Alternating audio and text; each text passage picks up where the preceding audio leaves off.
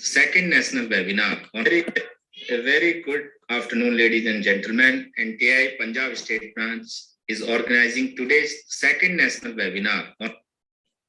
Oh, okay, sir.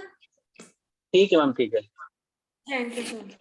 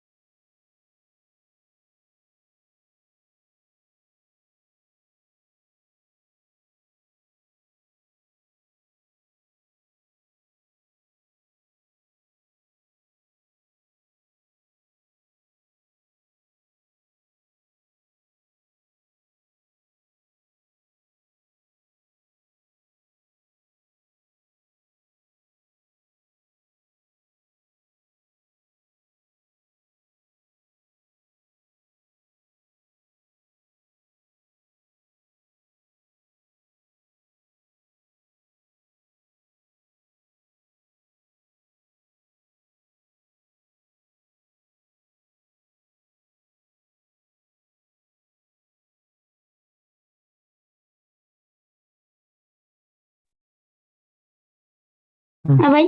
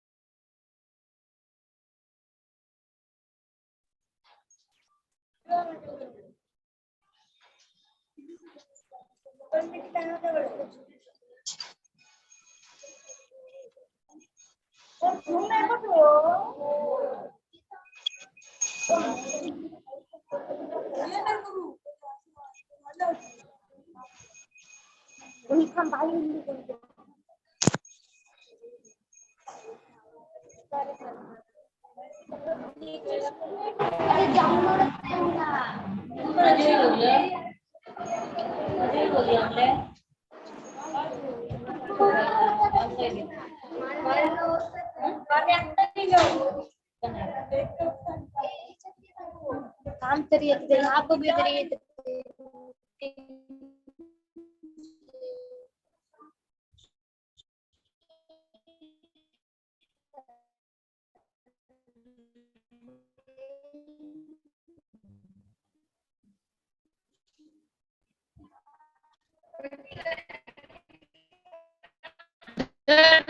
घर को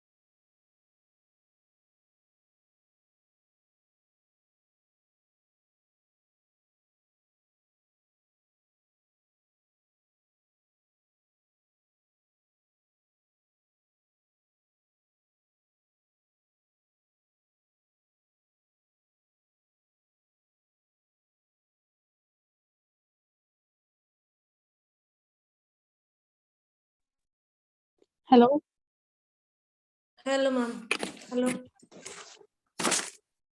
hello Hello. May I Hello. audible?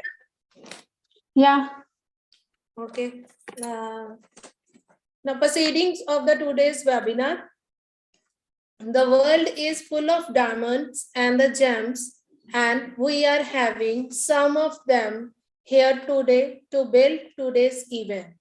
Good evening to one and all, worthy NTI guests, resource persons, and the attendees. With this, myself, Mrs. Manjot Kaur, NTI Punjab State Treasurer, would like to extend my warm welcome to our chief guest, NTI National President, Dr. Farooq Khan Sir, National Secretary, Dr. Manish Kumar, National Treasurer, Professor Poonam Thakur Ma'am, Purushottam Sir, NTI Punjab State President, Dr. Hardeep Kaur Ma'am, Vice President, Dr. Swapna Ma'am, State Secretary, Professor Ravi Prakash Saxena, State Advisor, Mrs. Ravinder Kaur Ma'am, State Joint Secretary, Mrs. Mandeep Kaur, State Spokesperson, Mrs. Surinder Kaur Garewal, and all the Union Presidents, Dr. Taranpreet Kaur, Ms. Neeta Thakur, Mr. Ashish Matthew, and Ms. Kiran Bala, and our two special guests, resource persons, Mr. Mahindra Kumar Sani, Sir, Stroke Team Coordinator Neurology from PGI Chandigarh, Mrs. Rupinder Deol, Associate Professor, College of Nursing, AIMS, Rishikesh. And to all my colleagues and attendees who are present here on the virtual platform. It's a matter of pride for me to welcome you all. Here I tell you some instructions for the smooth conduction of our webinar. Attendance is compulsory for all the participants to present virtually all the time and fill the feedback form in the end for receiving e-certificate. Second main instruction is mute your speakers all the time. If you have any doubt or any question, then drop it into the chat box or otherwise click on the raise your hand option. On the behalf of whole NTI Association, I would like to spread foremost my sincere thanks a lot for opportunity to speak and listening to you. Here, I'd like to announce that NTI Punjab organized the second virtual webinar on National Newborn Week 2022.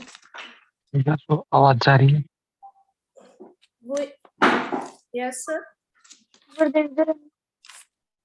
We virtually gather. Please mute your speakers. We virtually gathered to celebrate this event. It is celebrated annually in India from 15th to 21st November.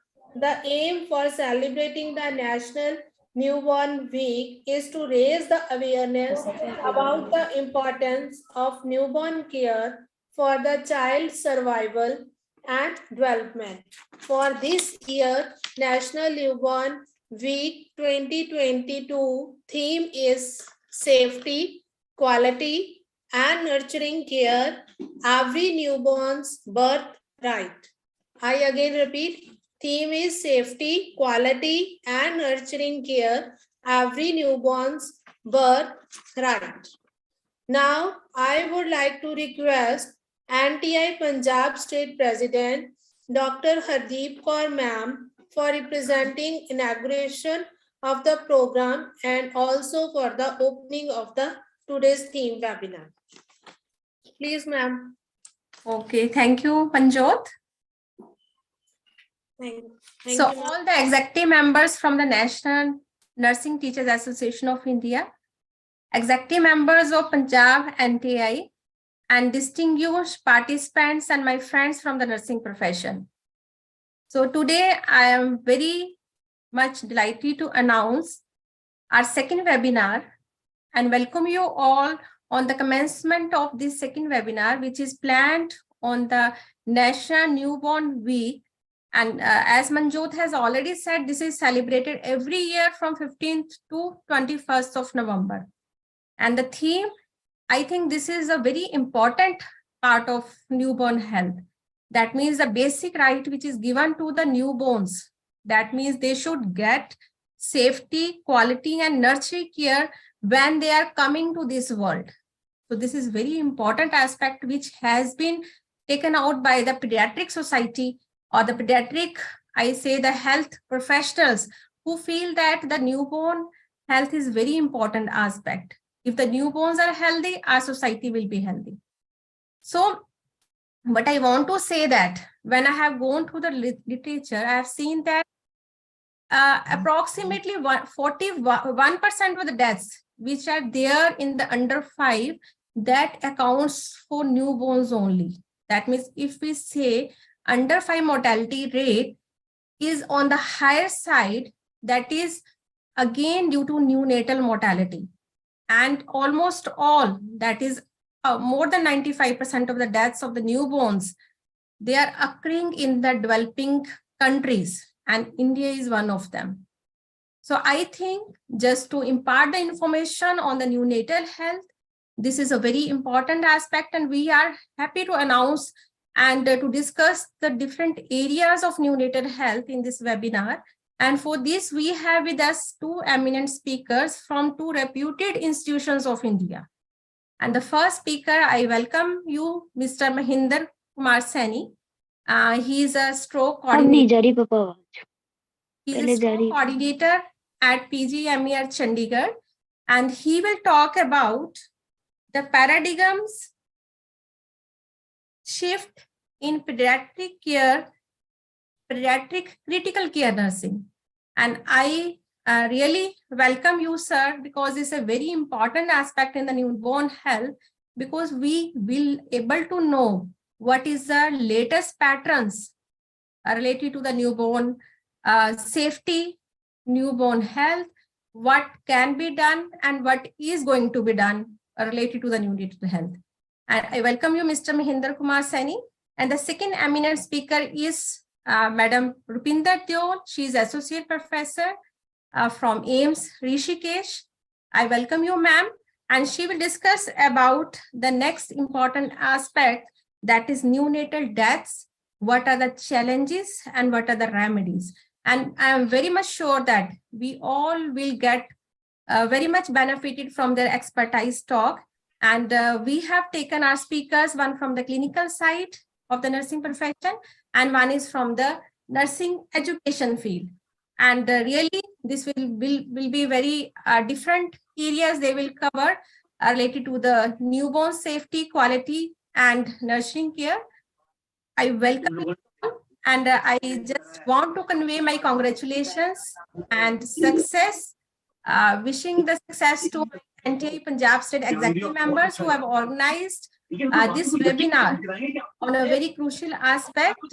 And I just welcome all the audiences, and not wasting much time, let us start with the sessions and have a very nice and informative evening to all of you.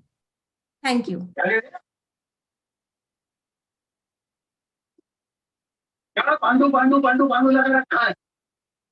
So just Manjot, let's continue with the sessions. Yes, ma'am. Before starting the session, it is request to our participants, please mute your speakers, because it creates the too much disturbance. So please cooperate with us. Now let's thanks to the Almighty God in the way of digital prayer by Mrs. Mandeep Kaur, NTI Punjab State Joint Secretary. चरण शरण गुर एक पैंदा जाए, चल सतगुरु coat पैंदा आगे होए लेट है. Now, ma'am, please take the virtual control. Thank you, ma'am, for giving me a chance to praise Almighty God.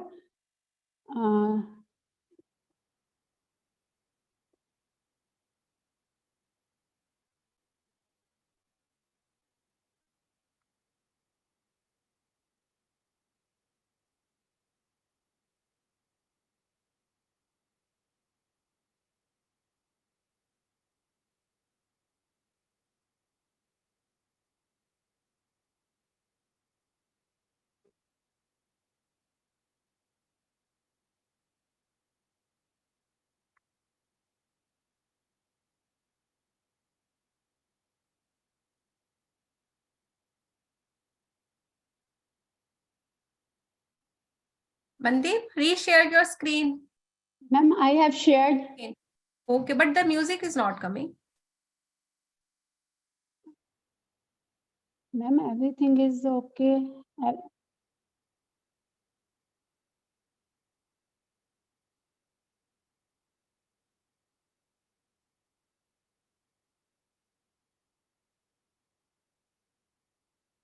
Is it okay, ma'am?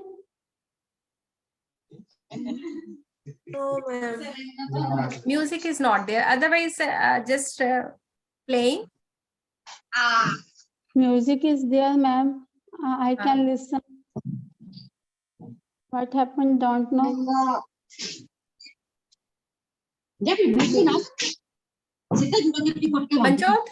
Manjot, if you can share the screen from your side.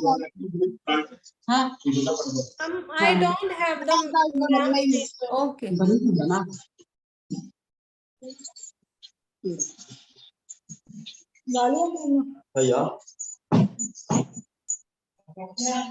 Are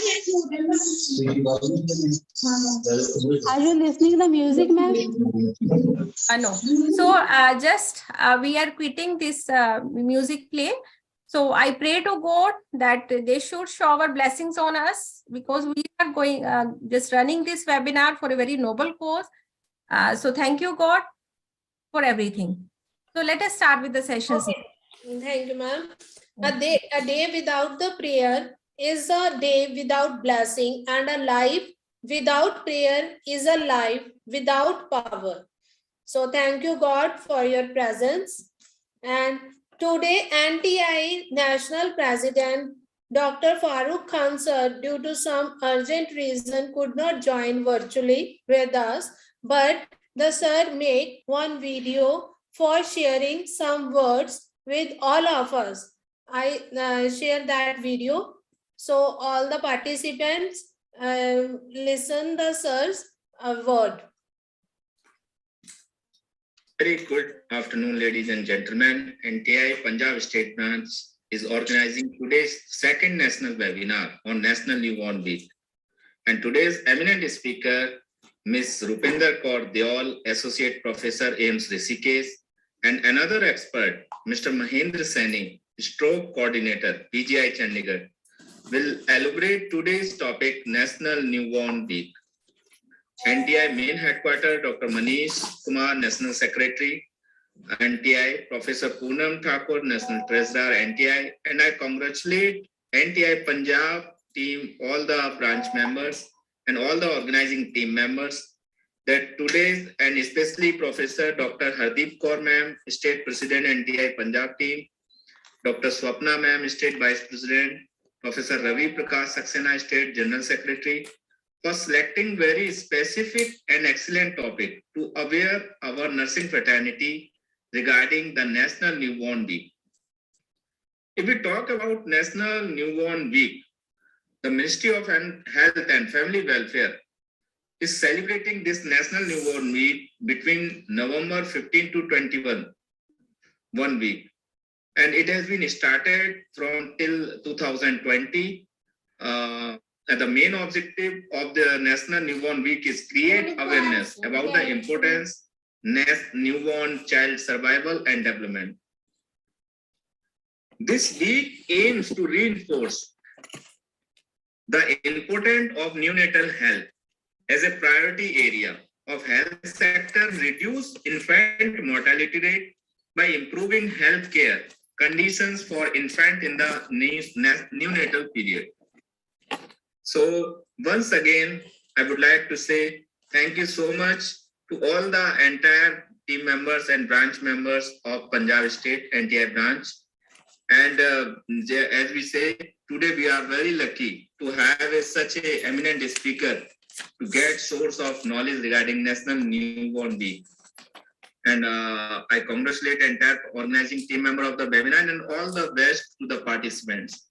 Thank you.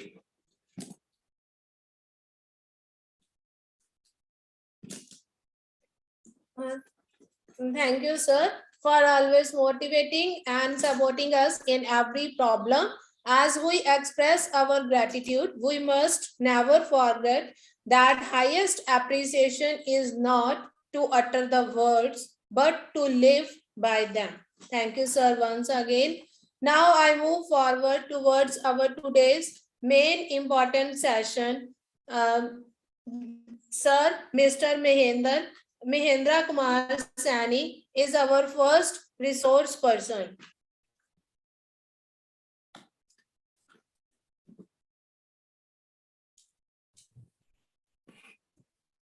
Mr. Mahendra Kumar Sani, sir, stroke team coordinator from PGI Chandigarh. And sir's qualification, sir has done his bachelor in nursing from PGI Chandigarh, masters in nursing from in critical care nursing, diploma in critical care from Fortis Hospital Mohali under IGNOU University. Professional experience and achievement working as the stroke team coordinator at Stroke Service Neurology PGI Chandigarh, and sir's achievement is achieved 3rd rank in PGI Chandigarh, MSc Nursing Entrance Examination in 2016, General Secretary of Society for Critical Care Nursing and General Secretary of Society for Emergency Trauma and Disaster. Sir also received the awards. First is Best Nursing Officer in 2021 by Society of Nursing Scholar. First award in scientific paper presentation by NSSI in 2018 from Lucknow. Second prize in scientific paper presentation at NRC AIMS Jodhpur in 2018. Sir also having the project works in research, 3 research project completed in 2018, and total paper published by sir is 31. Research paper presentation given by sir is 6. Sir organized the 6 workshops, guest speaker for various workshops and in-service education programs, guest faculty at NIDM, National Institute of Home Affairs, currently working on the 3 ministry projects and 2 intramural projects. Sir, please take the control.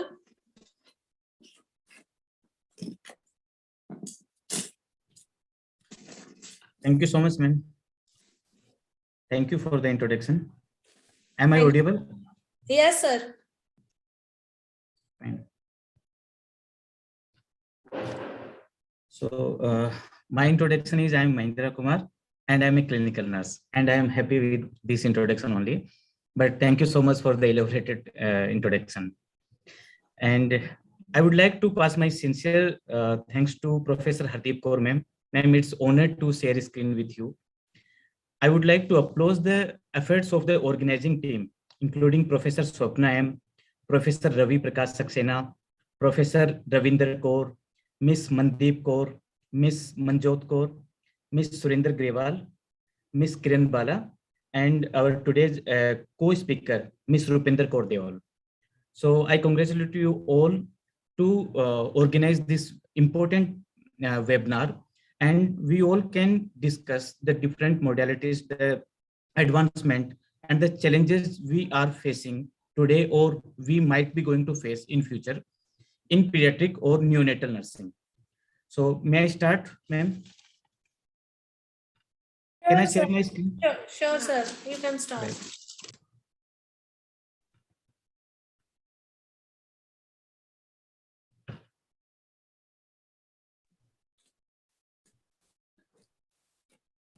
Ma'am, can you see my screen? Yes, it's visible. Thank you, ma'am. Thank you. So please remind me once my time is over. I would like to stick with Okay, the make time it for slide share. Just make it Yes, slide ma'am. share. Slides, ma'am, but from my side, I'm already on slides here. Okay. Now, it's not on slides here. It's not on slide share. I will try again.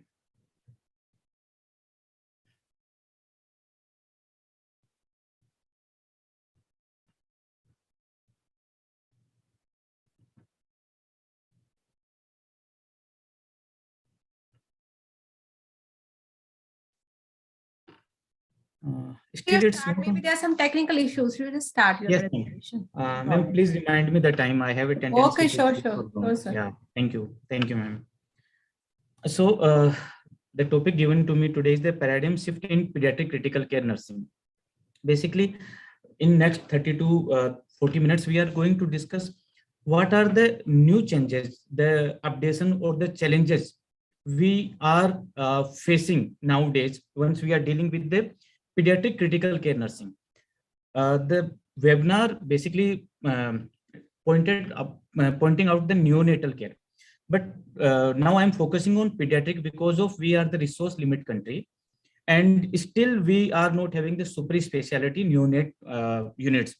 So I just want to focus more on both the pediatric and neonates. The nurses in India in our setting who are working in pediatric hospital, the pediatric units, they are also looking after for the infant, the neonates. So moreover, I just want to include the both units, pediatric and neonate. So what does it mean a critical? I am talking about the critical care because everything now is critical care. Either it start with the emergency. It's earlier the critical care term was used for the ICU setting only, or the CCU, the ICU, the OT. Nowadays, everything is given equal and the equal importance. So when we are talking about the critical means the crucial, what is most important at that time, the crisis, the emergency. Likely we used to talk in our journal that the patient is in critical stage, or the patient is critical. This moment is critical means this required some extra efforts. The situation required serious efforts. So that is critical situation. So the nurses who are working in such unit, they called critical care nurses.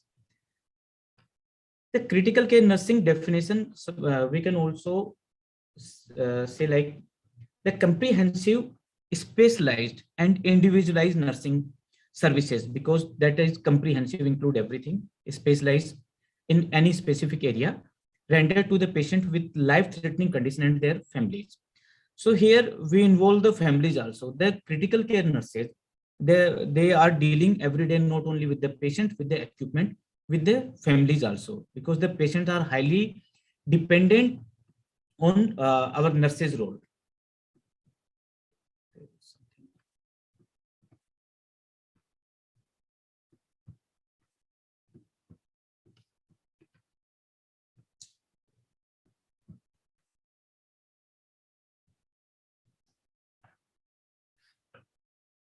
Basically, the pediatric patients, then either pediatric or neonates. So the difference between the pediatric, neonate, or adult patient is either it's a good point for us that whether we can hold the patient, we can means play with the patient, even we can enjoy working with the patient, or the limitation with the patient is we cannot understand the emotion of the patient, whether the patient required immediate help, whether the patient is feeling pain. It's very difficult to understand whether the patient required us at that moment or want to communicate with something. So these are the limitations with the, or we need some extra efforts once we are giving care to pediatric or neonate clients.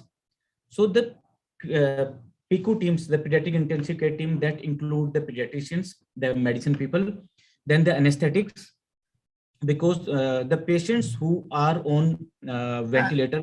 Excuse me, Mahinder sir. Yes, ma'am. Actually, slides are not moving. Ma'am, even I am also thinking. हाँ, Manjot, आपके पास slides हैं? Do you have slides of sir? Now it's there. Now it has come. Yes, ma'am, है. But now it has. Wait, ma'am, I must share the screen. Wait, ma'am, 2 or 3 minutes. Sir, you continue till the time. Then I will share the screen. Ma'am, I'm sending you the. Yes, sir. I'm sending you later. I have to transfer to the laptop.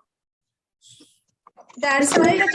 Just move to the next slide. I think the slide has moved now. Should I try once more?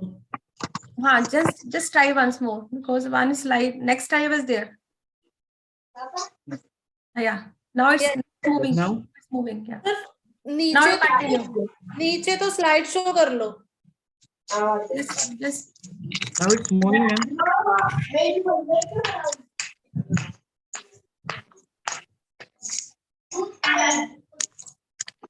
Dr. Rupesh, please mute your mic.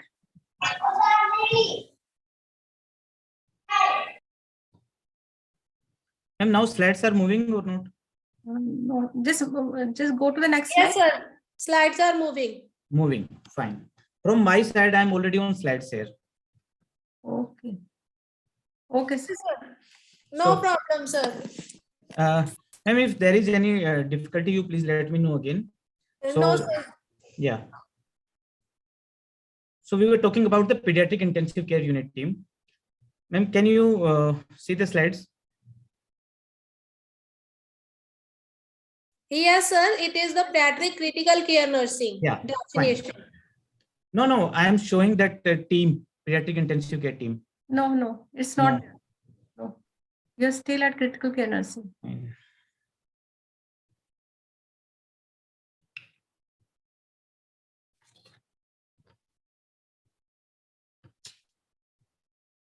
You just leave it. The Manjot will.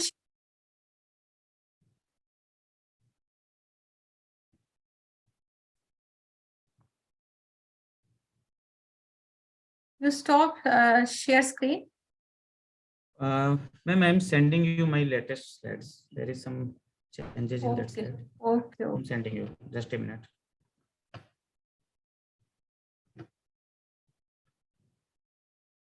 Yeah, now it's there. Now this PICU team has come. When you leave, then PICU team comes. That means the slides are not moving, but at the end only that slide is shown. So Manjot, you start sharing the slides.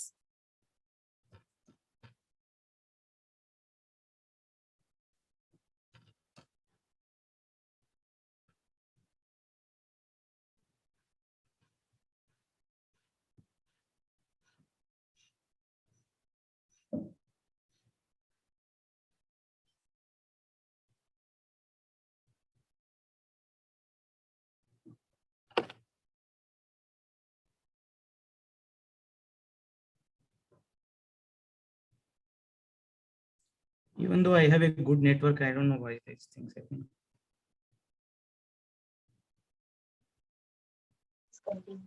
Sir, you can continue, please. Manjot ma'am will share slides. I'm sending my latest slides.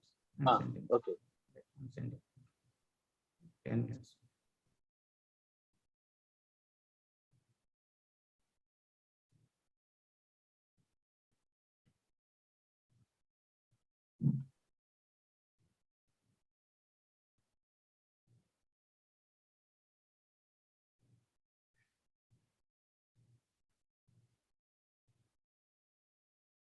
Ma'am, I sent you on WhatsApp. Manjot, just see if you get it.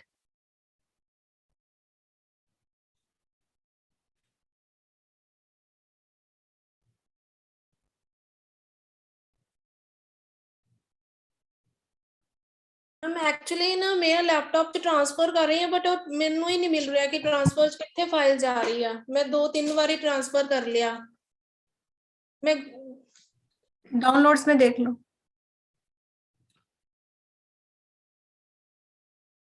Go in downloads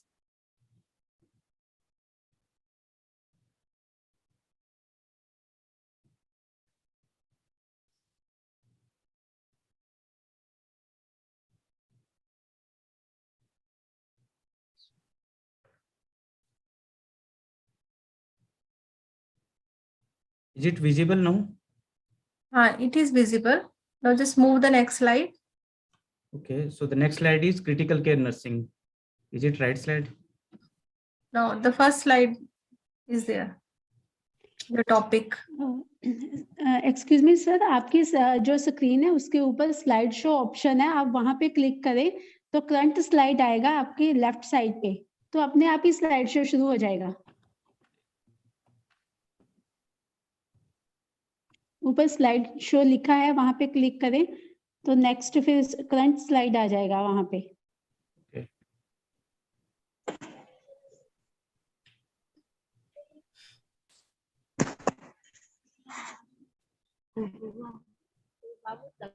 Driving microphone is on.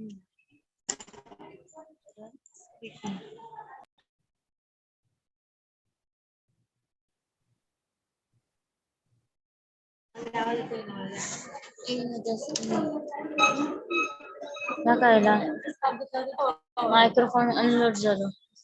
Ma'am, I have given you slide control. Manjot ma'am. Wait sir, wait. हो गया. Done sir. Next slide कर दो Manju. Yes, continue.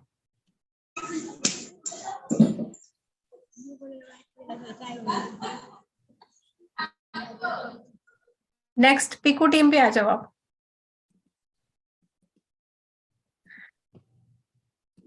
Ma'am थोड़ा पीछे Piko team. Yes. Shall we start? Yes. Yes. So now I won't be able to control the slides now, ma'am. No sir, it's in my control. Okay, fine. So I have to ask you for. You tell sir, next, then I will shift to Fine. next. Fine. Please next, ma'am. Okay. So sorry for the interruption. We were talking about the pediatric intensive care unit, and similarly we can assume the team of neonatal intensive care unit. So the team involved or includes a pediatric super specialty, a clinician, physician, then anesthetics, then specialized nurses, physiotherapists, technicians, and the other healthcare worker like the laboratory technicians and the support staff. Next, ma'am. So now we will discuss about the different domain of nursing practices in pediatric ICU. What so far have been changed, or now what the future we are looking for. We are not longer the nurses who are known for just giving the IV injection or just assisting the patients. Now the nurses are working, start from the emergency OPD to assisting in CTUS, OT, the different diagnostics. So we are working across the all specialized areas. Next, ma'am.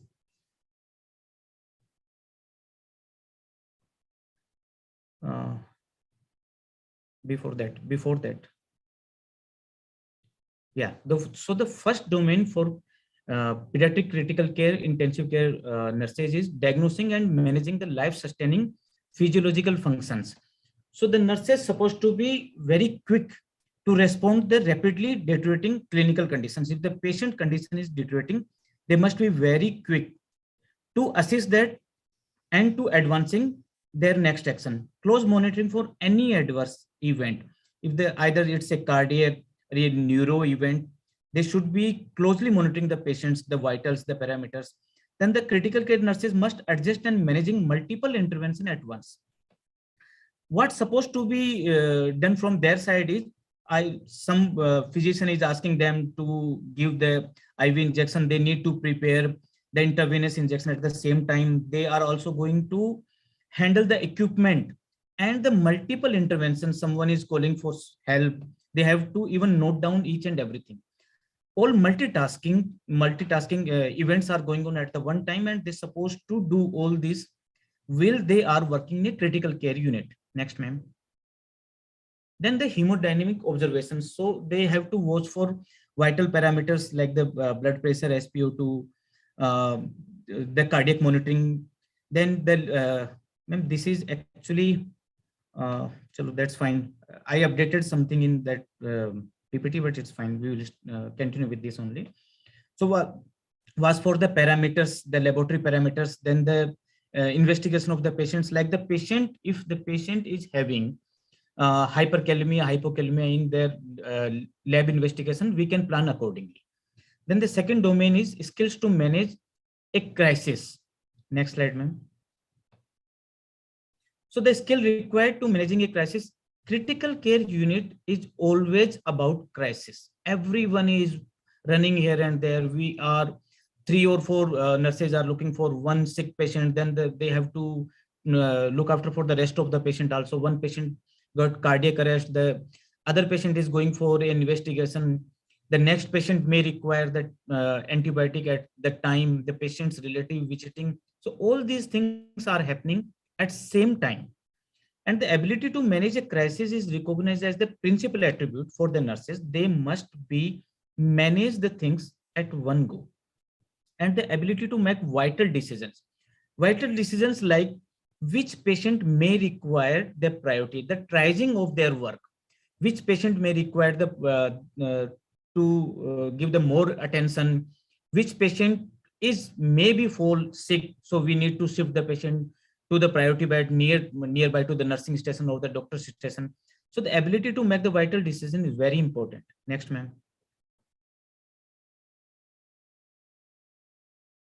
Knowing one's own PICU or the NICU. So the people who are working there, they must be aware about whereabouts of their intensive care unit, like where the equipment are stand, how to operate the whole equipment, where they place the emergency drugs. They should know each and everything about their own ICU so they can save their precious time. And knowing which patient are risk for life-threatening events. We can triage between, if we have 10 or 15 patients, we are 4 nurses, we need to know which patient may require the prime attention. So we should know which patient is having life-threatening event, like the immediate post-op patients, the patient who is intubated. Next, ma'am. Providing comfort measure to the patient. So ensuring the comfort of the patient, we need to provide them the comfortable bedding, environment friendly, that blankets or the sheets, the family involvement in the care, because we initially, as we talked, that the critical care nurses are not only dealing with the patients, they have to deal with the family also. Especially now we are we are looking after for the pediatrics or neonates. So we cannot detach the family from the patient, making ICU environment patient friendly. So the entrance of your unit, where the nursing station is situated, how you are observing all the patient at one go, all these things should be properly managed in your ICU, so you can save the time and the life also. Next, ma'am. So the fourth domain is humanization in the PICU or NICU. So the pediatric critical care, the patients are central to the child recovery. The parents are central to the child recovery, and also for the psychological support of the child. So in some part of the Northern Europe, America, they welcome parents. Welcome parents means like we have seen that sometimes we ask parents to sit outside the unit, not to come inside, just to minimize the infection. But at the same time, we should know if we are following the proper infection control technique, we can take the help of the patient family in patient care. So the parents' anxiety, we can also reduce the parent anxiety as well as the patient. The child can also feel better or homely. Next. So like in this unit, so the patient's relative, they are sitting while the nurses are working. They can see, or we can have a glass corridor. They can see from outside to their patient. Next, ma'am. So the common parental anxieties are the fear of strange environment, like we don't know what is going on, what is going with our patient, the fear from separation. The parents always feel anxious because of their child is separated from them, how he or she is doing, whether the child has received medicine or food or not. The fear of unknowing कि अब क्या हो सकता है उनके साथ, कुछ हो तो नहीं जाएगा. Kind of, they always used to ask us whether our child will be okay or not. Have you seen such patients getting recovery? Kind of questions we might be encounter every day. Fear of unbearable financial obligation. We all, majority of us are from a mediocre background, and we all can understand what is the situation once someone's family member, especially a child, get admitted in hospitals, and what are the expenses. So the expenses are like unbearable sometimes, and that is also means we look after for the cost-effective care. We can be more emphasis on hospital supplies and we can minimize the expenses of consumables. Next, ma'am. So intervention, what we can do is the support group sessions. The support group sessions are the people who are undergoing with the same situation. Like if there are 6 kids are admitted in PICU or NICU, so we can call all of their relative at one go in morning for 10 minutes a discussion.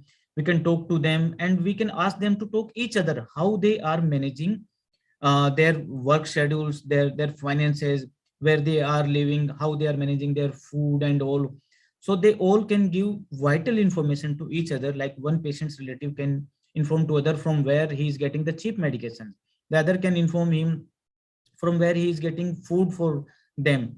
So the support group sessions are equally important. Then creating opportunities for parent empowerment. So parent empowerment is we need to empower them with crucial information, like the moment how they will get dosing, will they are entering to the unit, whether they are going to touch the patient or not, since how far distance they can see their child, how much time it will take child generally to recover.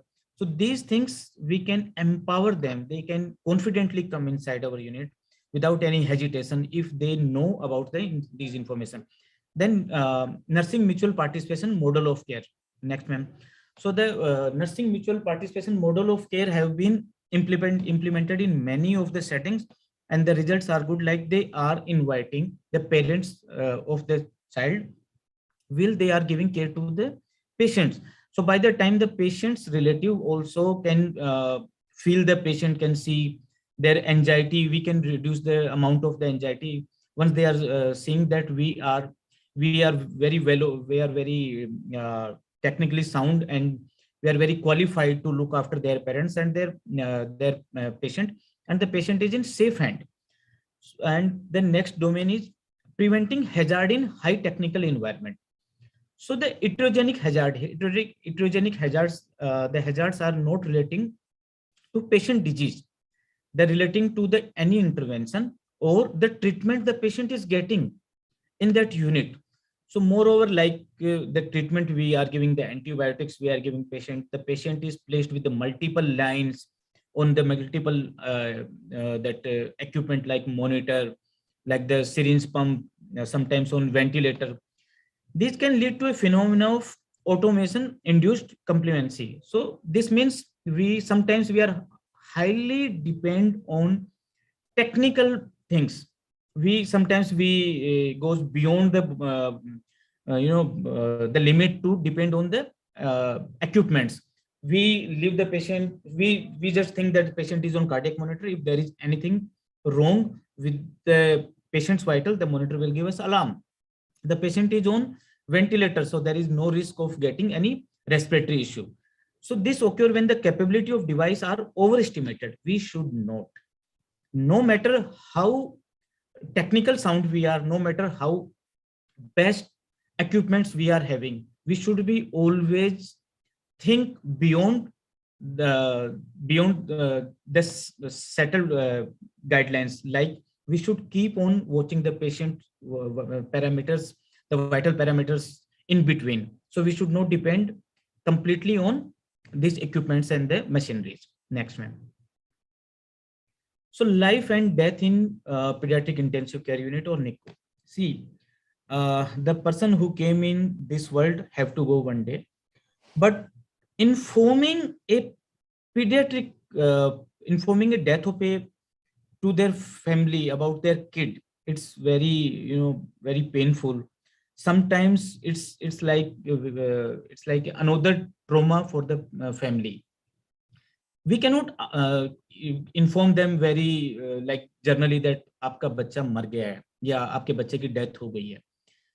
It's equally important how we are giving a medication to a patient, then we are informing to a patient about the well-being or the demise of the patient. So I still remember about my experience of CMC Vellore, and during our visit once during the time we were doing MSc.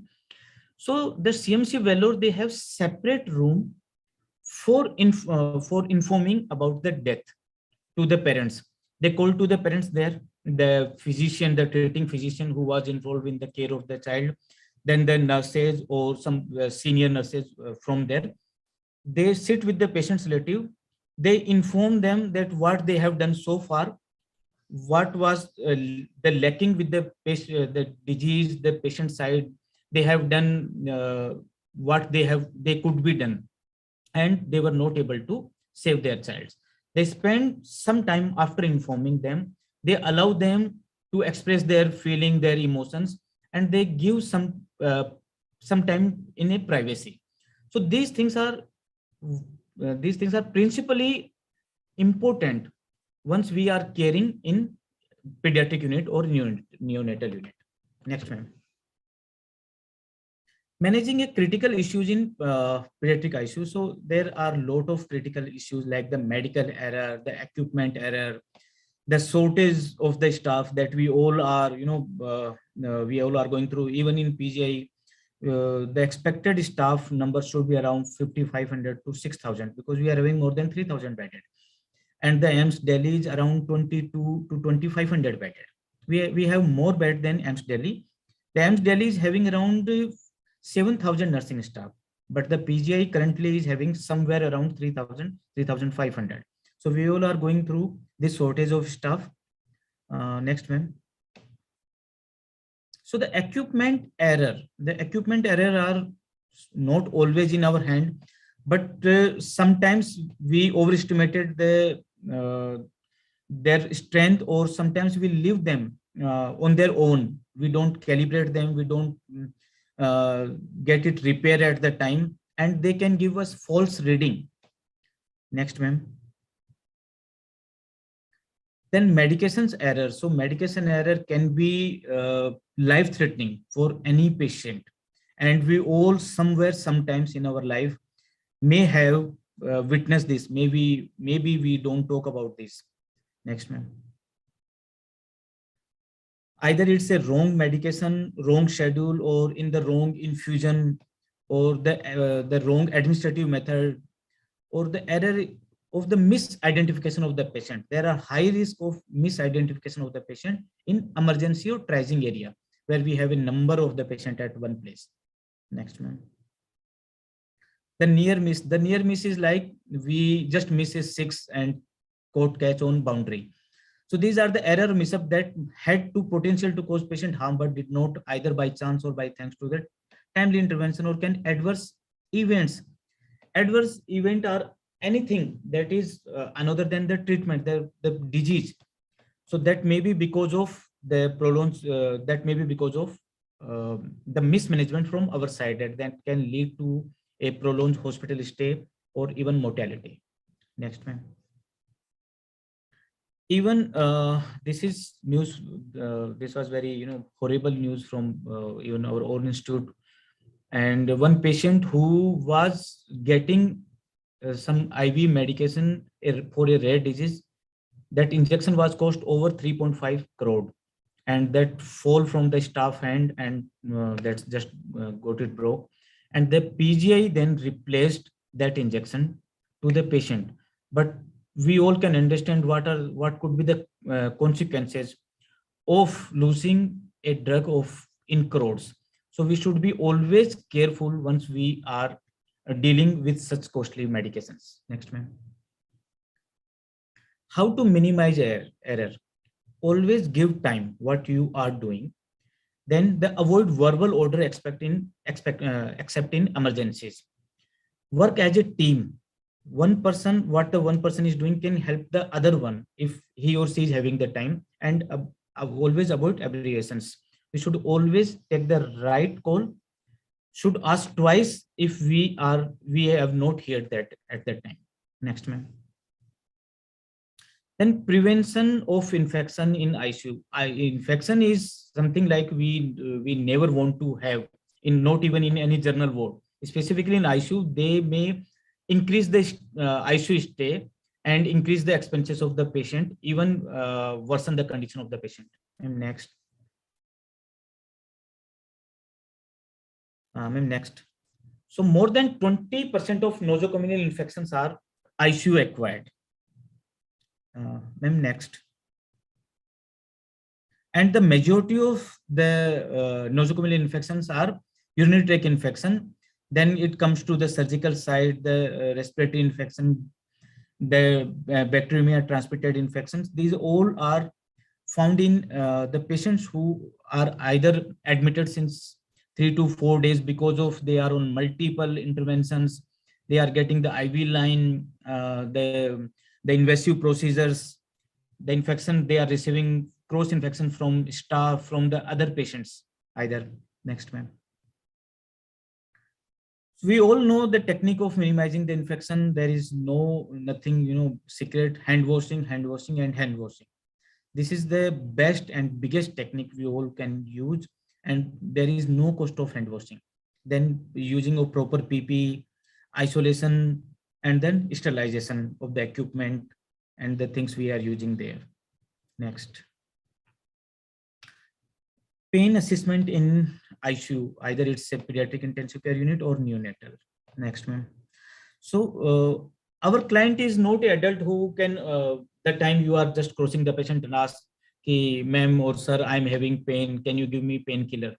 So either we have to find out whether the patient is like moaning, crying, or gasping, grunting, their facial expression, their body movement, the patient is feeling restless, immobilized, there is change in the behavior of the patient, the muscle tone. These are very, the nurses who are working in intensive care unit like pediatric or neonatal, hats off to them. Within a fraction of minutes, they find out that the patient required some analgesic, because the people who are working there since a long, they understand the patient well, and they understand whether the patient required any intervention. Next, ma'am. So minimizing the noise level in the ICU. So one of my classmates also have done one research study on this, and nowadays in the Western countries, they are also celebrating silent hour at least once a day.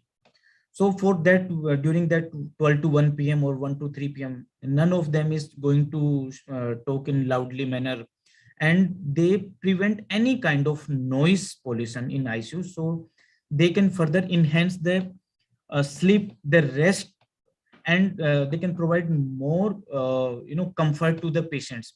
So we can reduce by the telephone volume. We can minimize the telephone volume, alarm equipments. We should not talk near to the patients. Our shoes and anything what is creating noise should be avoided. Next, ma'am. This is one of the studies I was talking, and there are a number of the studies we can find in even nowadays, even many of the leading hospitals. So they are also working on this, how they can control their noise level in pediatric or neonatal intensive care unit. And personally, I feel this is very important. So the general emergencies in pediatric ICU, one critical nurse can face, like the respiratory emergencies, the aspiration, the cardiac arrest, and the equipment failure. We will understand one by one. Next, ma'am. So the respiratory emergencies the nurses can face are the respiratory failure. Then the majority of the patients who are on oxygen therapy. So maybe there is failure from the oxygen supply. The patient may require the shifting from the room air to ventilator. And the patient who is on ventilator, maybe we can wean off that. Maybe we are going to wean off the patient, but immediate after weaning off, again the patient may require re-intubation. So the nurses who are working in NICU or PICU, they should always stand by their all equipment and the all facilities near to the patient. Once they are extubating the patient may require again a intubation. And the ventilation emergency need to be very vigilant mind and rapid action, because if it's taking more than 1 or 2 minutes, there may be a irreversible changes in the brain circulation. Next, ma'am.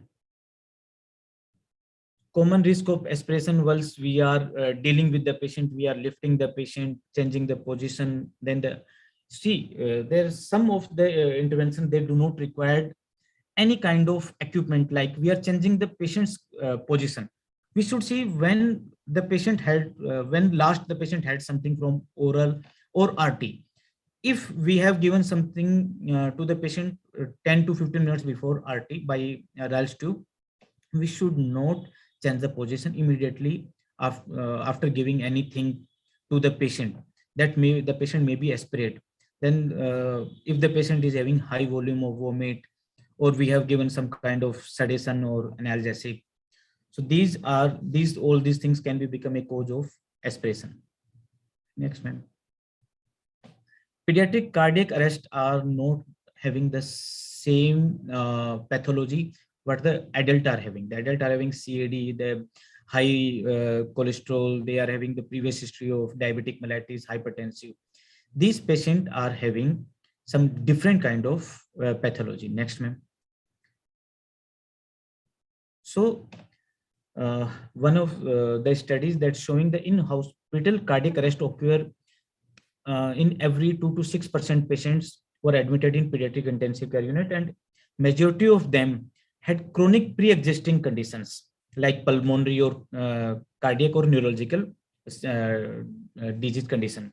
And the post-cardiac arrest brain injury is significant cause of morbidity and mortality. And why these injuries take place, that brain injury? Because of delay in intubation or starting putting the patient on ventilator. Next, ma'am. So CPR in pediatric intensive care unit or neonatal intensive care unit. So the moment we found the patient is not responding, not breathing, no, and there is no pulse, immediately the nurses should be so vigilant to start CPR. See, giving CPR is not a job of doctor or nurses. It's a job of everyone present over there. In many of the countries, they are training all of their civil population, not only the healthcare worker. Everyone should know how to initiate CPR. So, Mr. Mahinder, we have only more 5 minutes for you. Right, ma'am. I will summarize. But you have to. Right, ma'am. You translate. Next, ma'am. So the high quality compression, the guidelines of the American Heart Institute are very clear. Should be fast, and you should be give the proper amount of compression with the proper amount of the chest compression. So the rate should not less than 100 to 120 compression per minute, and according to the child weight. If it is we are dealing with the pediatric or in neonate, it should be less than 4 centimeter. In adult, 5 to 6 centimeter. Then these are the guidelines of the AHA. The single rescuer, 2 breath and 30 compression. And if we have 2 rescuer, then 2 breath every 15 compression. I will share these slides in the group so you can read these guidelines. Next one. Next, we have already discussed this resuscitation, and these are the oxygen delivery devices. We all know that the NRB, non-rebirthing mask ventilation, is having the highest amount of FiO2. Rest, all we are using the oxygen hood, nasal cannula, and the simple cannula oxygen mask. Next. Endotracheal intubation, that's depend upon whether we need the cuff tube or without cuff. That depend upon the availability of the tube as well as the age of the patients. Next, ma'am. So the beyond the 5-year age of the patient, we should always use cuff tube. We can minimize the risk of aspiration. We can minimize the risk of accidentally removing the patient by patient. And there, one of the studies that is showing that tube exchange rate were only 2.1% with the cuff as compared to 30.8% with the conventional without cuff tube. Next. So the precaution used during the intubation should be maintain oxygen level before we are with the back ventilation mask. Should not multiple time start the attempt, then monitor heart rate and saturation. If we are not successful, then start bag and mask ventilation immediately. Next. endotracheal suction, we all are dealing with suctioning. The only thing I just want to add on here is, next ma'am, that before we are going to start suctioning, we should pre-oxygenate the patient with 100% oxygen for at least 15 to 30 seconds. The vacuum pressure should not exceed the guidelines. Like in the children, it should not exceed 60 to 80 mm of Hg. In adult, it should not exceed more than 150 mm of Hg. And the catheter should be gently inserted in the tube, otherwise that may harm the trachea and the patient may have start bleeding. Next. We have different kind of suction circuit. This is the standard circuit we are using, and other one is closed suction circuit. That as I think most of the tertiary care center nowadays, they are using the closed suction circuit, but this is very costly also. Possible complication with suction, we all know hypoxia. If we are continuing doing for the long time, patient may fall in hypoxia. Tube displacement, either it's endotracheal or tracheostomy tube, that may increase the intracranial pressure in the patient who are already dealing with the brain disease.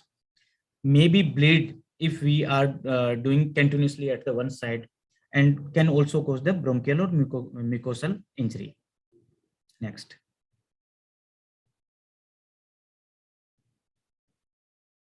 Next, so we should be always prepare our unit.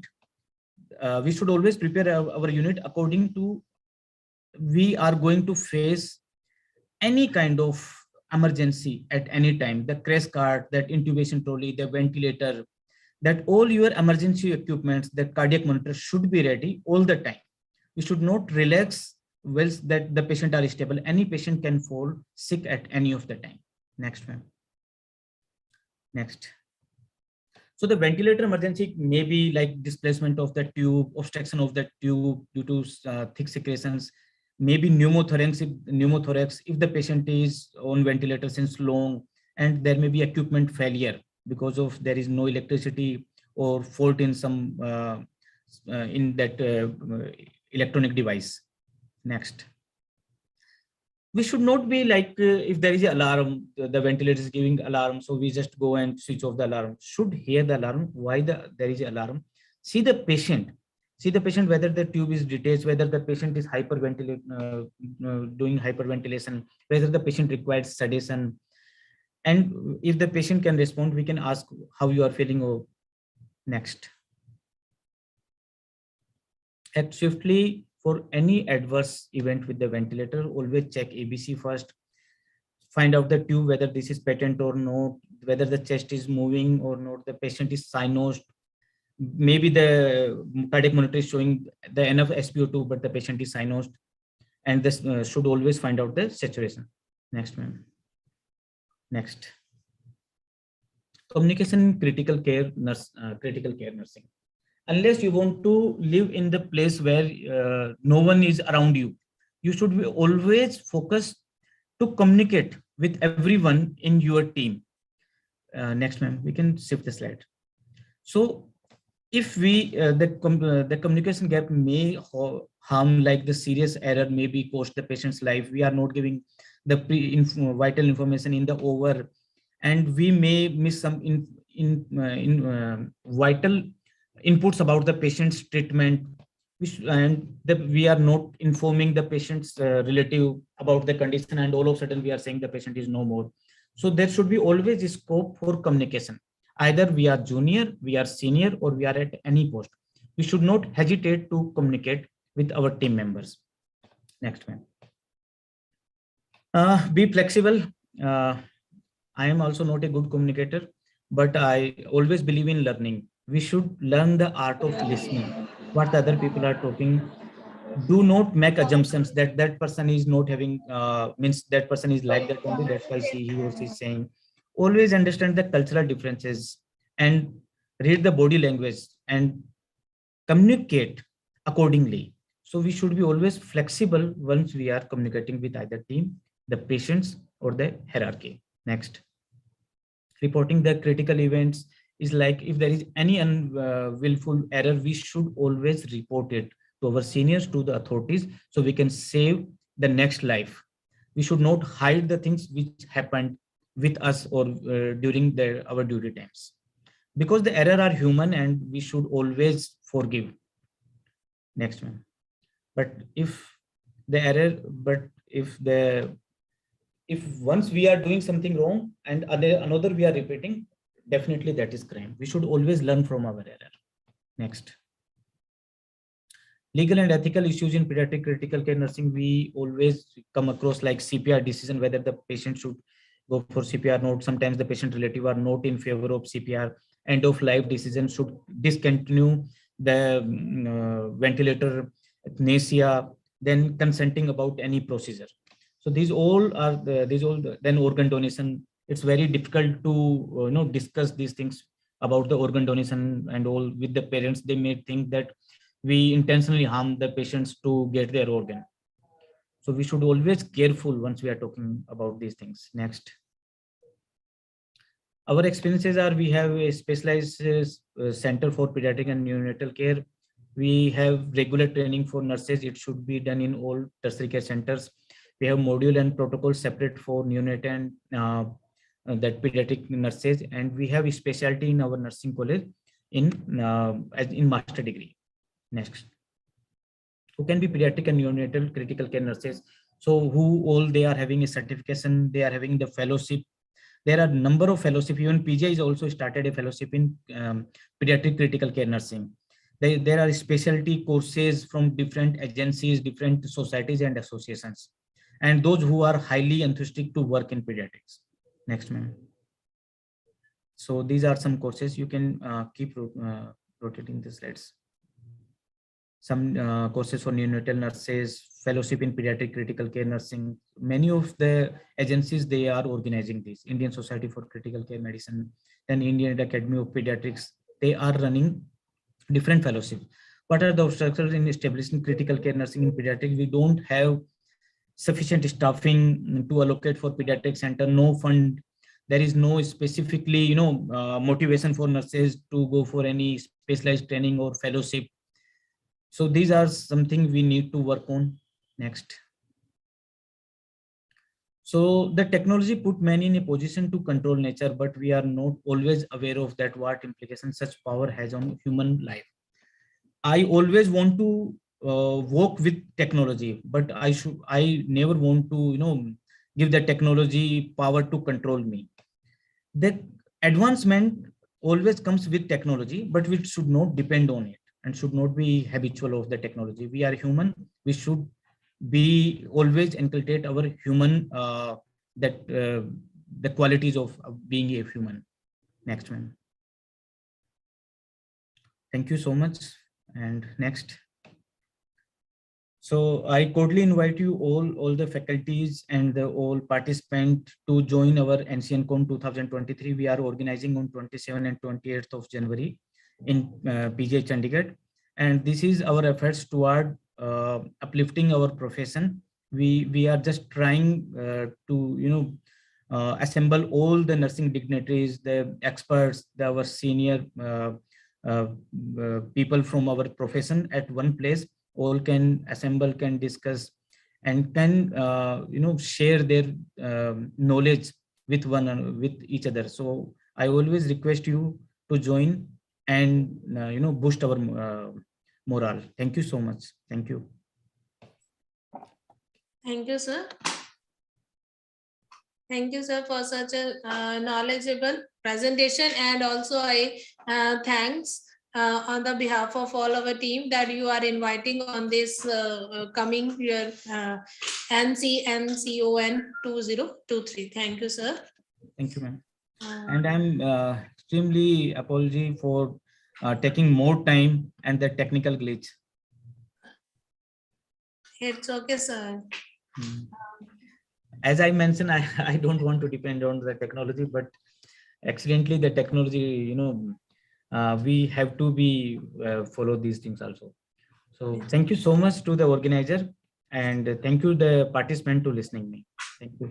Thank you, sir. Is there any question I can discuss?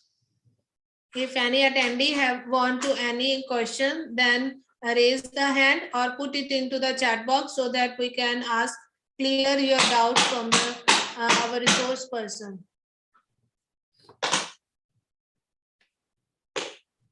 Okay, till that time we move towards the our second resource person. You all know very well, and the second person, Mrs. Rupinder Deol ma'am.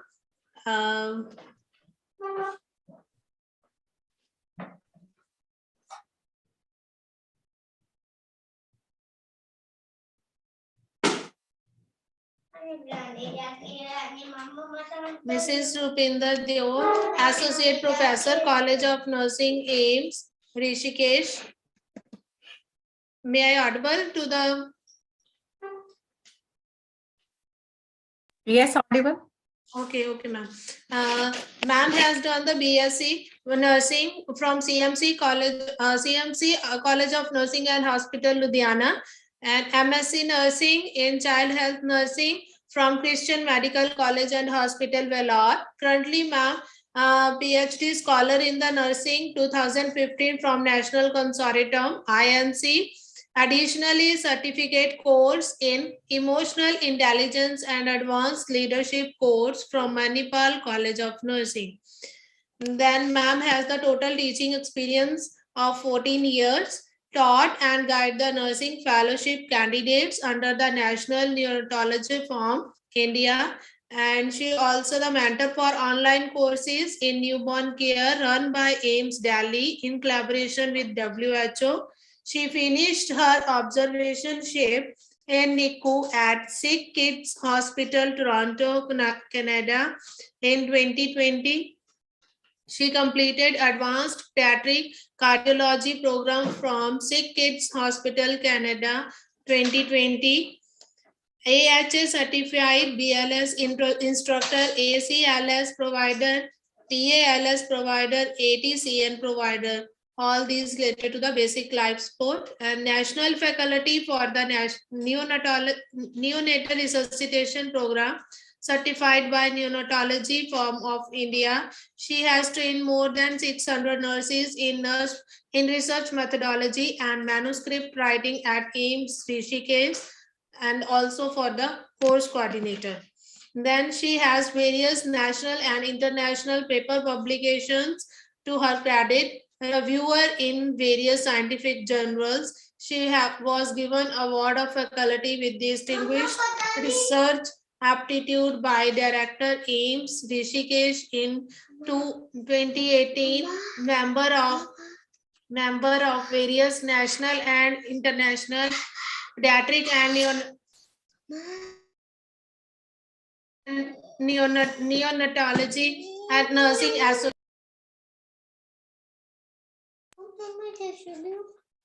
Now, ma'am, please take the control.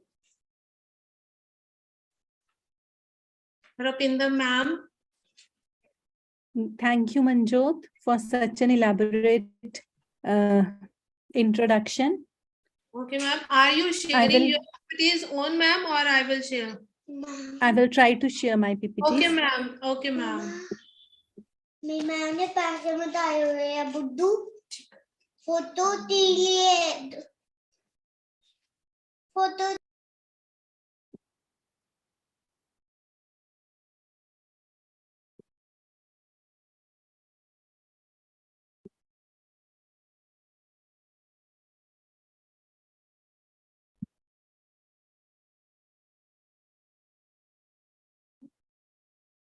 Are my slides visible? Yes, your slides are visible. Shall I move and check them once? Okay, just move the next slide. Is it moving, ma'am? It's moving. To start, ma'am. Okay. Okay, ma'am. So at the outset, I would like to thank National Teachers Association of India as well as the Punjab State branch. And I would like to thank especially the organizers, Madam Dr. Hardeep Kaur, the State President of NTAI, and Dr. Swapna, Professor Ravi Prakash Saxena, Ms. Ravinder Kaur, Ms. Mandeep Kaur, Ms. Manjot, Ms. Surinder Kaur Garewal, and Ms. Kiran Bala. Also, I would like to congratulate Mr. Mahinder Seni sir for such a interesting session which he has just taken. And now I will be continuing with the session on neonatal deaths, challenges and remedies. So before I start the session, I would like to discuss some of the key facts. That is, although the global number of newborn deaths have declined from 5 million in 1990 to 2.4 million in 2019, still children face the greatest risk of death in their first 28 days of life. In 2019, almost 47% of all under 5 deaths, they occurred in the newborn period, with about 1/3 dying on the day of the birth and close to 3/4 dying within the first week of life. Children who die within the first 28 days of birth suffer from conditions and diseases associated with lack of quality care at birth or skilled care and treatment immediately after birth and in the first days of life. Preterm birth, intrapartum related complications like birth asphyxia or lack of breathing at birth, infections and birth defects cause most neonatal deaths, and women who receive midwife-led continuity of care MLCC provided by professional midwives educated and regulated to international standards are 16% less likely to lose their baby and 24% less likely to experience preterm birth. So who is at most risk of deaths? As it is a newborn week and we are talking about neonatal mortality, it is very unfortunate that neonates are the ones who are at most risk.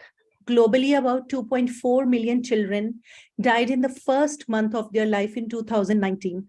There are approximately 6,700 newborn deaths every day, amounting to about 47% of all child deaths under the age of 5 years, up from 40% in 1990. The world has made substantial progress in child survival since 1990.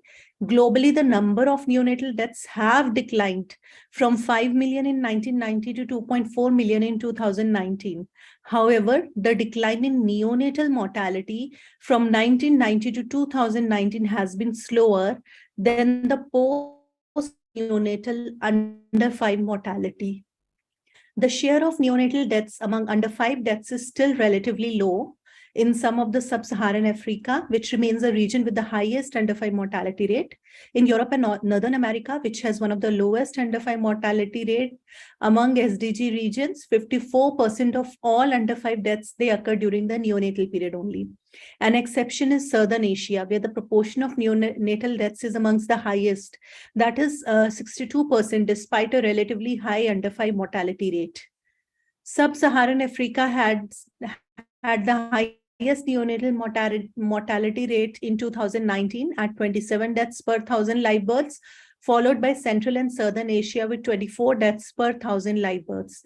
A child born in Sub-Saharan Africa or in Southern Asia is 10 times more likely to die in the first month than a child who is born in a high-income country.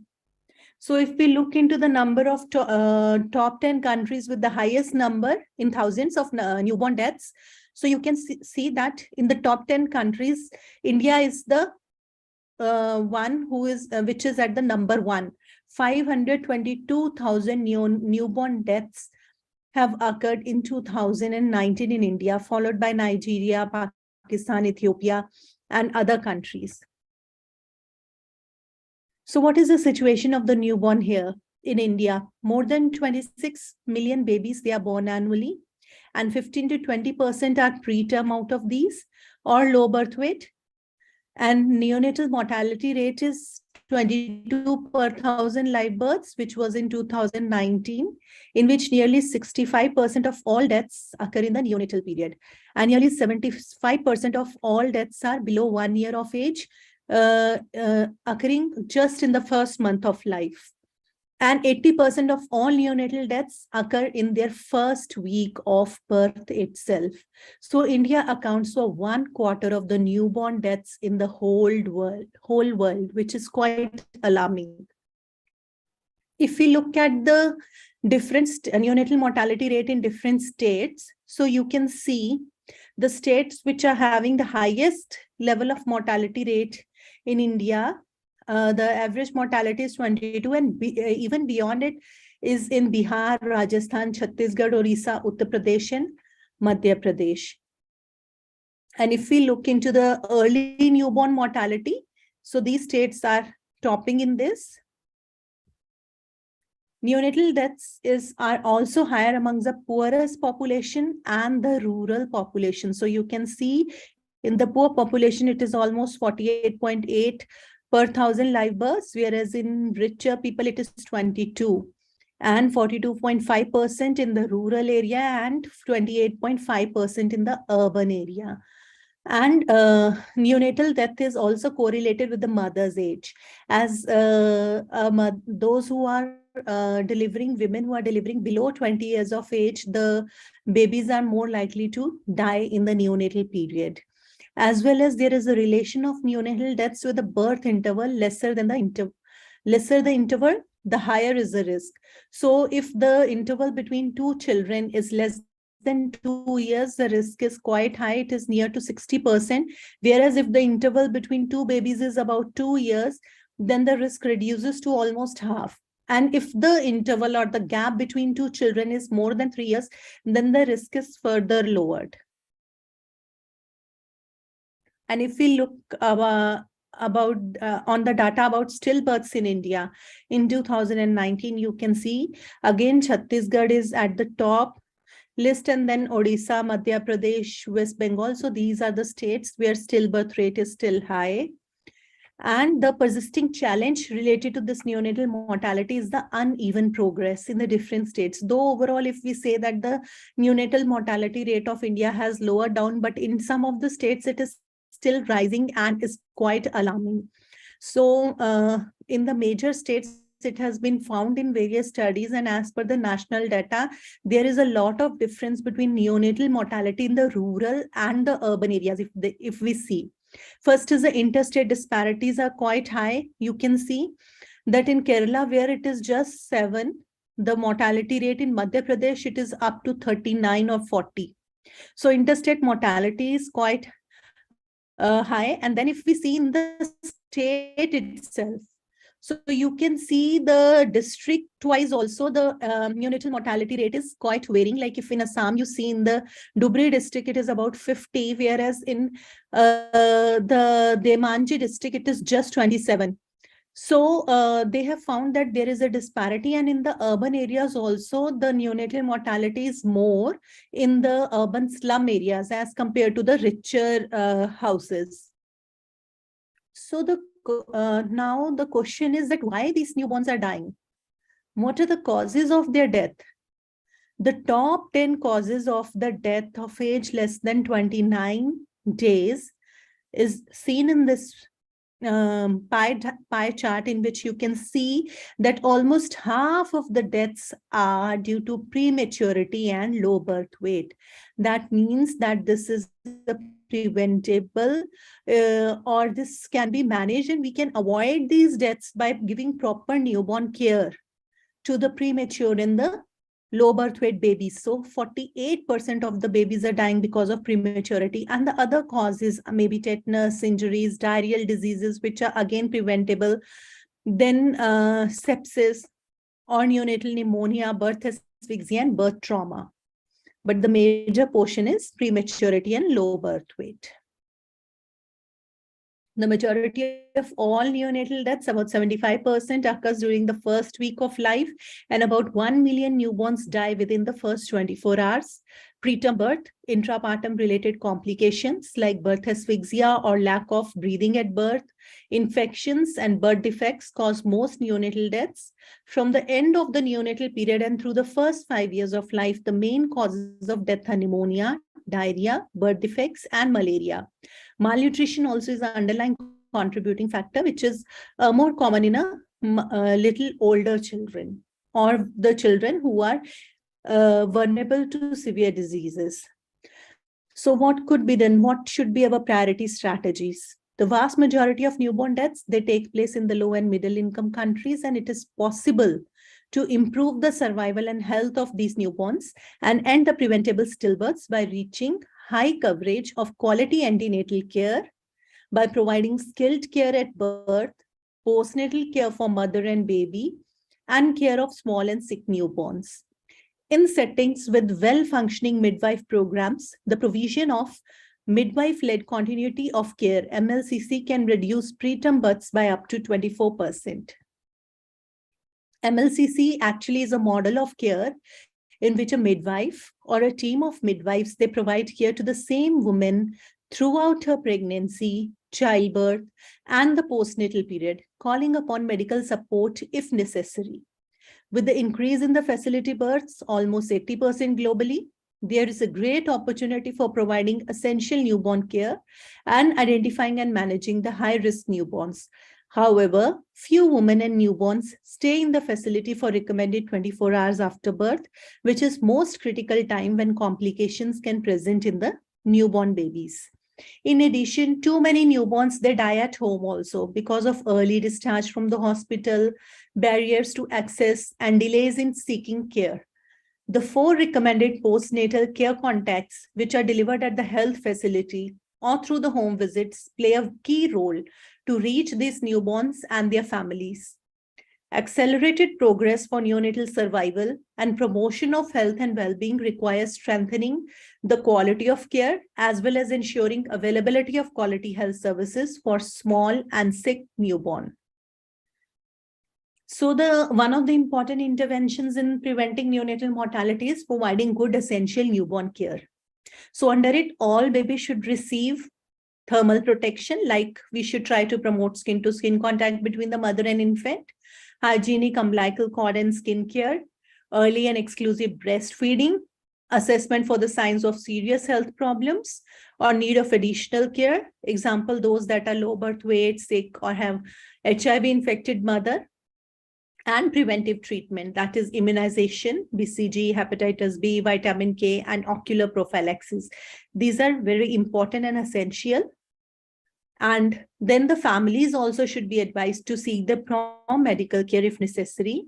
Danger signs, including feeding problems, or if the newborn has reduced activity, difficulty breathing, fever, fits, convulsions, jaundice in first 24 hours after birth, yellow palms and soles at any age, or if baby feels cold. They should be taught about these things, and they should be taught that if any of these danger signs are observed in the baby, they should immediately seek prompt medical care. Then register the birth of the baby, bring the baby for timely vaccination according to national schedule.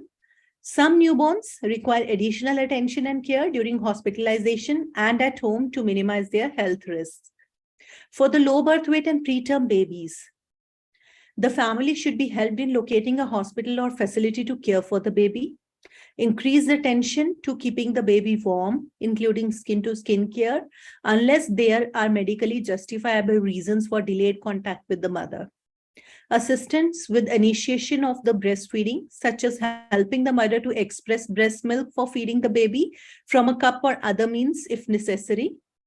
Extra attention to the hygiene, especially hand washing. Extra attention to danger signs and the need for care, and additional support for breastfeeding and monitoring the growth. For the sick newborns, danger signs should be identified as soon as possible in health facilities or at home, and the baby referred to appropriate service for further diagnosis and care. If a sick newborn is identified at home, the family should be helped in locating a hospital or facility to care for the baby. For the newborns of HIV-infected mothers, preventive antiretroviral treatment for mothers and newborns should be given to prevent opportunistic infections. HIV testing and care for exposed infants is important, and counseling and support to the mothers for infant feeding should be done. Community health workers should be aware of the specialized issues around infant feeding, and many HIV-infected newborns are born prematurely, and so they are more susceptible to infections. And what is the response of WHO to all these and other main bodies?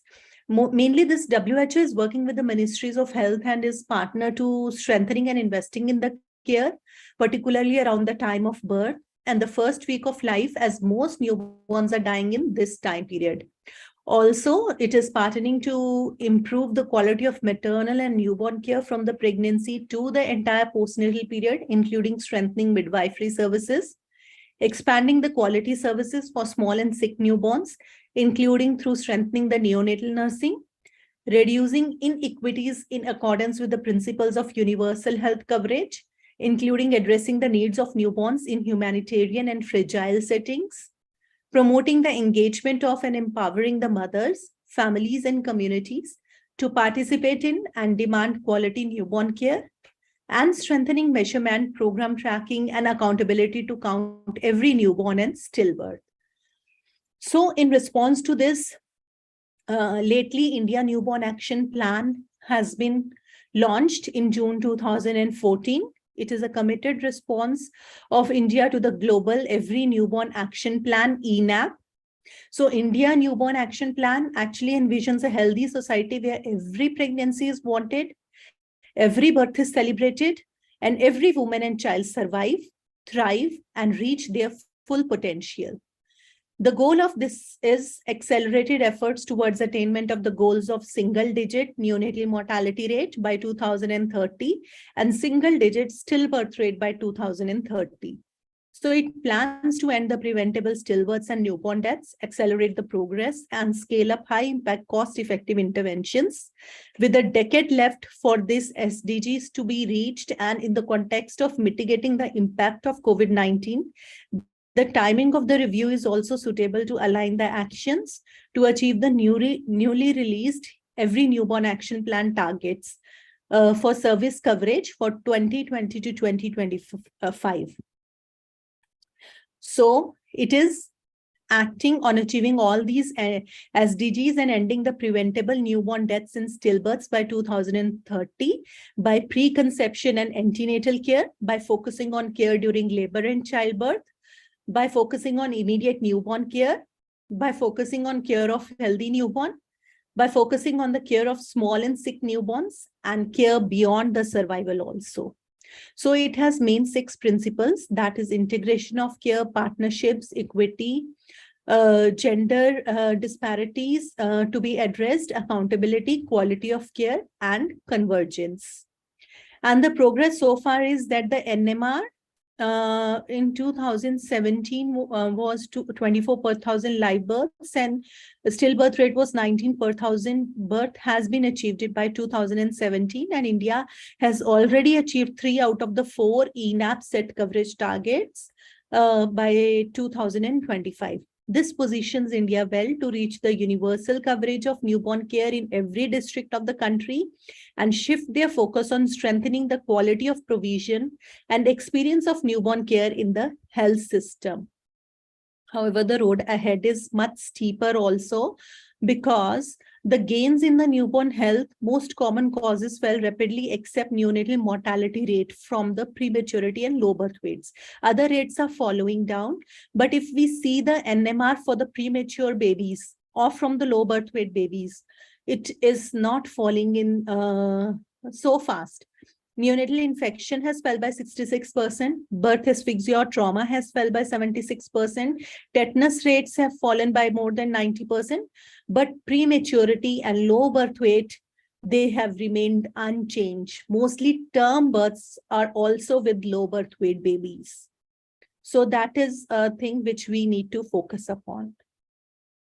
So for this, the interventions can be high impact interventions or the key packages, in which the most important packages are the care during labor and childbirth, including complications, and caring for the small and sick newborns. These are the areas where we need to focus more. And besides this, there should be preconception, nutrition care, antenatal care, immediate newborn care, and care of the newborn. And we should try to address the gaps in care around delivery and care of the low birth weight babies in the critical care situations. Majority of the death in special newborn care units are preventable, in which most is again prematurity and low birth weight, followed by birth asphyxia and infections. So there has to be a combined effort at the community level as well as at the facility care level, so that we can reduce this neonatal mortality rate. If the babies are delivered at the facility, maybe we can reduce NMR by 23 to 50%. And in the outreach also, if we try to reach more and more of the at the community level, we can further reduce it to 6 to 9%. As per the Lancet report published, Based on the data from 2000 to 2017, nearly 50% districts would miss the target of reaching the 1-digit number. And the trends may continue to be same, and there may not be reduction. And 49% of the districts would need higher NMR reduction to reach the National Health Policy 2025 target, as well as to reach the NMR reduction rate by 2030. So for this, we have to find the linkages in the newborn care gap, for which the community, the PHCs, first referral units, district hospitals, medical colleges, public-private partnerships, they all have to collaborate and they have to have inter-facility communications with each other. Good facilities for sick newborn transport should be there, and well-planned infrastructure should be there in which these babies can get immediate care. So based on the situation, it is important to review the progresses which are happening at each state, district, and intra-state levels, and accordingly a roadmap needs to be prepared. And high coverage of care should be done by 2025, which would prevent 71% of the neonatal deaths, almost 50% maternal deaths, and 33% of the stillbirths.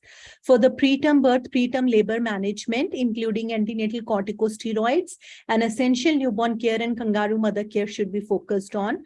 For dealing with the birth complications and intrapartum stillbirths, we should focus on prevention with obstetric care and essential newborn care and resuscitation.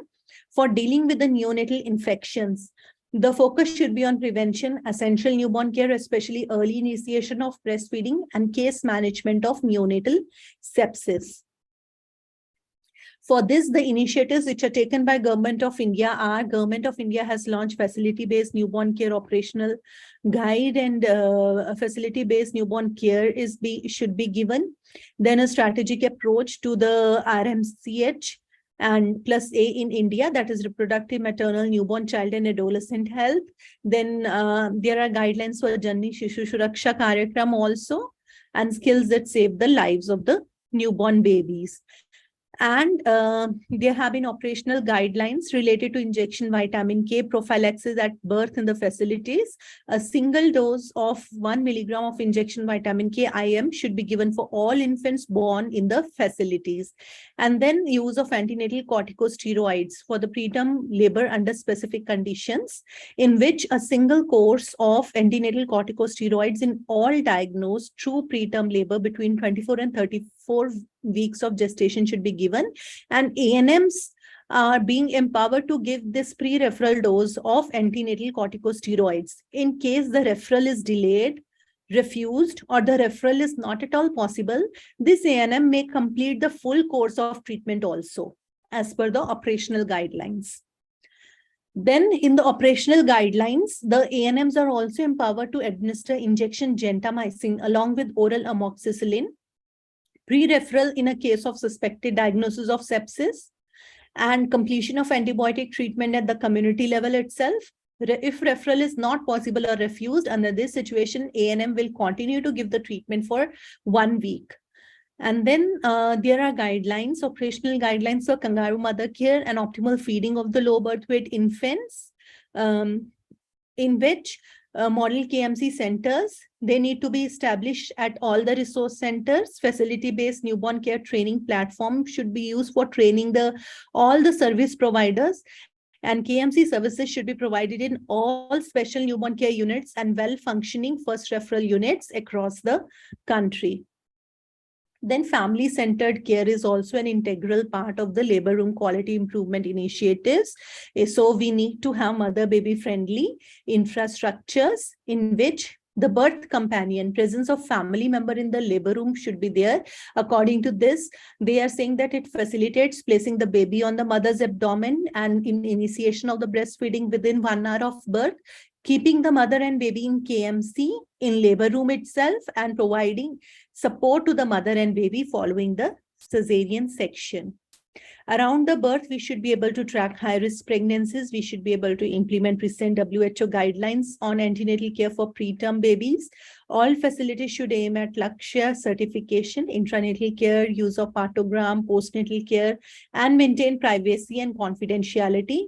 In-service training and regular refresher sessions in the form of monthly drills should be done. Addition of indicators should be there to document the number of newborns who require positive pressure ventilation and those who were resuscitated. And KMC is a very important intervention for small and sick babies, because we know that low birth weight burden is huge, and and so is their mortality and morbidities. So Ministry of Health and Family Welfare, Government of India, KMC guidelines are available since 2014, and India Newborn Action Plan also has included KMC as a key intervention for babies less than 2 kgs. Only 305 out of 720 special care newborn units in the country have dedicated KMC units till now. At present, KMC coverage in the country is below 20%. And no KMC indicator is there, online database is there, which indicates the KMC, and targets are set for KMC coverage, which are increasing, and so they need to be radically different. At least 90% of the baby should be receiving KMC by 2030. That is the target. So WHO guidelines have currently recommended initiation of short intermittent sessions of KMC when infant's condition begins to stabilize, and continuous KMC when the infant's condition has stabilized. So there have been reviews in which they have found that if they are continuously giving KMC, it would be more beneficial. So this is mother and ICU, in which mother is along with the baby, where there is an adult bed with adjustable back support. There is provision of IV fluids, oxygen, warmer, monitors, CPAP, all provision similar to an intensive care bed is there, and mother is there with the baby. And opportunity should be provided by maternal newborn care units also. So there should be a policy of zero separation of babies and their caregivers, and prolonged effective KMC should be given. Early and exclusive breast milk feeding should be done. Family-centered developmental care should be provided. Mothers should monitor the neonates. They should be better prepared for post-discharge care of the neonates. This will lead to less anxiety and stress among mothers by being with the baby in the NICU all the time, and better parental satisfaction also, as compared to baby being alone in the NICU. So this zero separation has been found to be feasible, efficacious in recently some of the studies which have been done, and it is safe and it is acceptable. And the implications for this is that there should be a policy to permit mother and surrogate in the NICU 24/7 and MNCUs to keep the mother and baby together right from the birth with zero separation, and revolutionizing the way neonatal intensive care is currently practiced. These are some of the new guidelines related to KMC. Like till now, we had been following that KMC should be given to the babies who are low birth weight, but now it has been told that if the baby is stable, and even if the baby is till 2500 grams, still the mother should give KMC to the baby because of its benefits. And initially it was said that the KMC should be given for minimum 1 hour, but now the recommendation is, it is a recent recommendation which has been launched this month only. So at least 8 to 24 hours of KMC should be given, and it can be initiated in the facility or in the home also, and it should be initiated as soon as possible after the birth, and the guidance should be given. The other implementation and challenges include different targets for the institutional and home deliveries, and initiation of breastfeeding within 1 hour of birth. These are the things which we should focus on. And women with preterm labor should receive at least 1 dose of antenatal corticosteroids. Babies born in the health facilities with birth asphyxia should receive resuscitation. Babies should receive complete schedule of home visits by the ASHA. Newborns with sepsis in the community should receive gentamicin by ANMs. Follow-up of SNCU discharges should be done until the age 1, and newborns weighing less than 2 kgs, they should be provided with KMC at the facility itself. There are certain other challenges related to immediate newborn care. It is related to maintaining the skill of the health personnel, particularly resuscitation, equipment maintenance in remote areas, and power failures in the remote areas, frequent breakdown of the equipments, inadequate referral linkages. For the care of small and sick newborns, there is shortage and retention of skilled staff, round-the-clock availability of the staff, limited post-training mentoring and skill attention leading to poor clinical practices, equipment maintenance, housekeeping and clinical protocol, including admission criteria, ensuring post-discharge survival growth and development, and suboptimal utilization of the newborn special units. And the challenges related to urban newborn health structure, where we have found already the studies are saying that in the urban slums, the neonatal mortality rates are more high. So those are the areas which need to be focused on. Human resources and capacity building, governance, accountability and coverage, that is equity and quality care. Multi-place study has been done in Himachal Pradesh, in which they have found that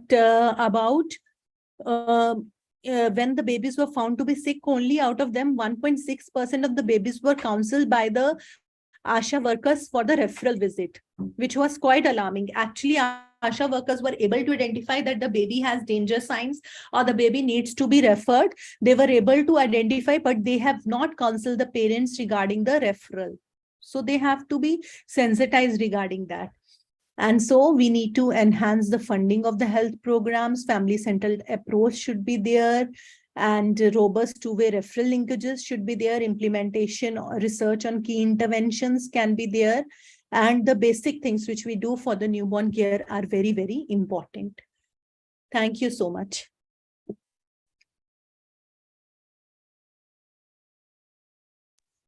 Thank you, ma'am. Thank you, ma'am, for such a wonderful session.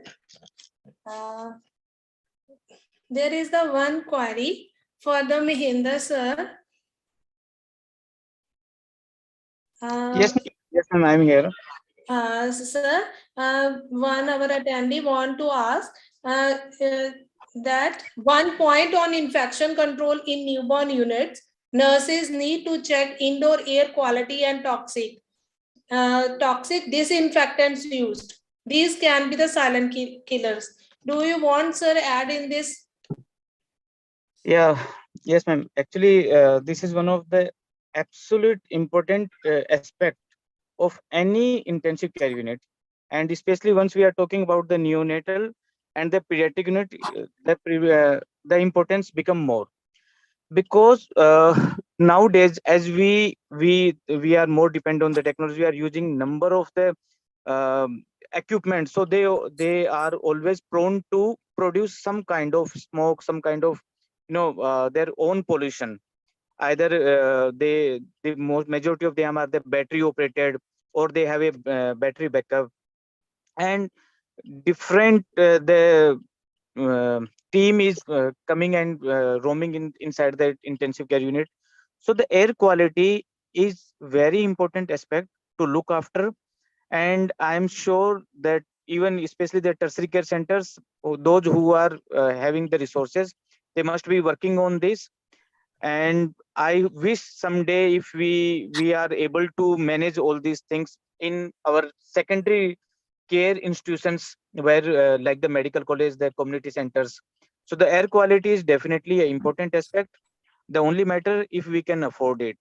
But as far as the present government initiatives, as we are seeing, they are spending lot of budget on healthcare.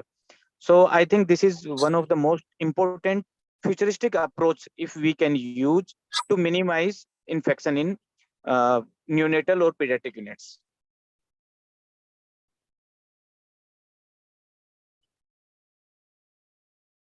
Okay, thank you, sir. I think the participant cleared her doubt. So now both the sessions are our wonderful sessions. Our participants really enjoyed the sessions as we seen from our comments in the chat box. Now in the last, I would like to invite Mrs. Mandeep Kaur, NTI Punjab State Joint Secretary, for delivering the vote of thanks to our attendants and to our special guest, two special guests, Rupinder Deol ma'am and Mahinder Kumar sir. Thank you, ma'am. No duty is more urgent than giving the thanks. I, Mandeep Kaur, the Joint Secretary of NTI Punjab.